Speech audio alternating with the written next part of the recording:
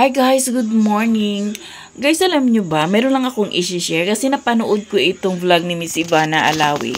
Grabe no, ang galing-galing ni Miss Ivana. Isa si Miss Ivana sa talagang hinahangaan ko na napaka matulungin. Ang dami niya nang natulungan talaga at napaka down to earth, hindi maarte, makamasa, grabe. Kaya sobrang bliss siguro ni Miss Ivana.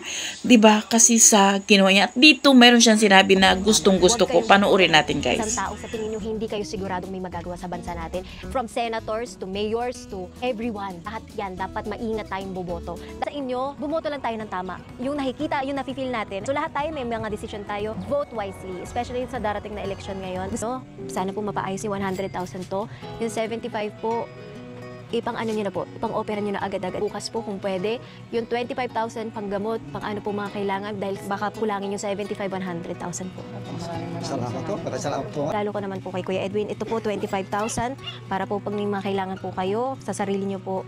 Ayan po. Thank you po. Salamat po. Salamat po. Thank you Kuya, thank you. Ako, sa pangarap po namin na dahil po sa inyo ma'am, karoon na po pang sa Panginoon na hulog po kayo sa amin ng langit. Ako Kuya, basta gumawa kayo na mabuti, babalik sa inyo po yun. Salamat po. Thank you.